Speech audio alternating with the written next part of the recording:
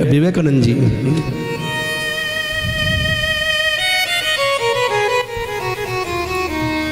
स्वामी विवेकानंद जी महाराज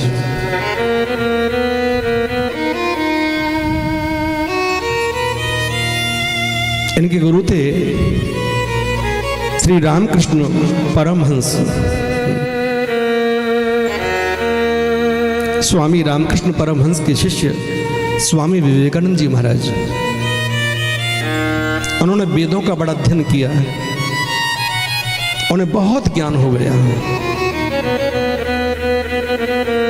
और ज्ञान के चक्कर में वो कभी कभी सहज सरल भोले भाले भक्तों का भी अपमान करने लगे। इन पे कुछ नहीं आता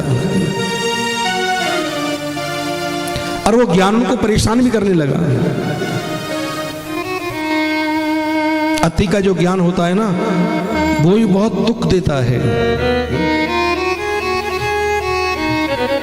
भगवान से कहना प्रभु ज्ञान भी इतना देना जो हमें अहम पैदा ना हो जाए। ज्ञान को परेशान करने लगा। एक बार अपने गुरुदेव के पास आए स्वामी रामकृष्ण परमहंस जी के पास में, चरण पकड़ लिए और कहा गुरुदेव ऐसी कृपा करो जितना मुझे ज्ञान है ना, मैं सारा ज्ञान भूल जाऊं। मैं सारा ज्ञान भूल जाऊं। मुझे ऐसे ज्ञान नहीं चाहिए जिस ज्ञान में मैं सहज भक्तों के भी सरल भक्तों का भी अपमान करने लगूं। लेकिन स्वामी रामकृष्ण परमहंस जानते थे यही मेरा एक ऐसा शिष्य है जो देश विदेश में धर्म का प्रचार करेगा। उन्होंने उनके ऊपर हाथ रखा और अपना जितना प्रेम था भगवान के प्रति, अपना जो सच्चा ज्ञान था, उनको सब उड़ेल दिया।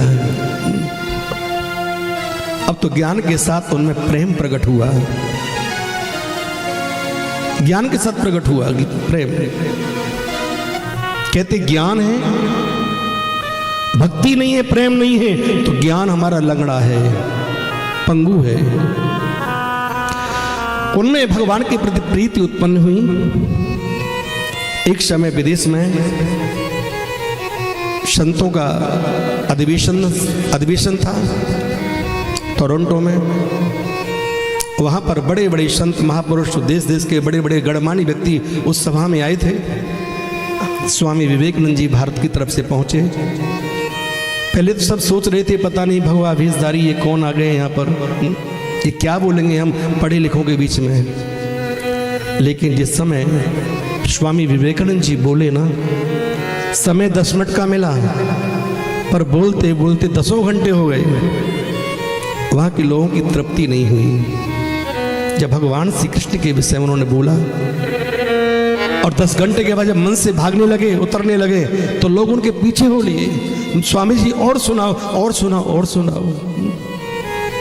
भगवान ने कहा, संत विवेकानंद जी ने कहा, मैं तो भगवान का एक छोटा सा तुच्छ जीव हूं।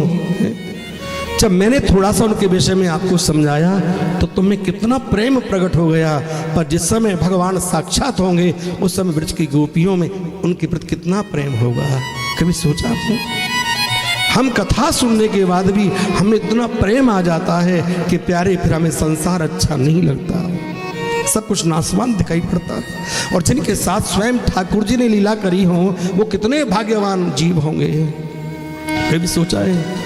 और मैं फिर भी कहता हूँ जितने भक्त जन यहाँ पर बैठे हैं ना, आप में से पहले कोई ना कोई ठाकुर जी का ग्वाल होगा, कोई गोपी होगी, कोई गैया होगी, कोई बछड़ा होगा, कोई संत होगा, कोई न किसी किसी रूप में होगा। प्यारे आत्मा तो अमर है और जिनका संबंध भगवान के साथ होता है वही कथा में आनंद लूट पाते हैं। बोलो राधे राधे। सब नहीं ले पाते, सब आ नहीं सकते।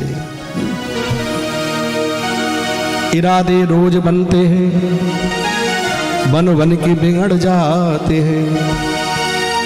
कथा में वो ही आते हैं जिन्हें कन्हैया बुलाते हैं।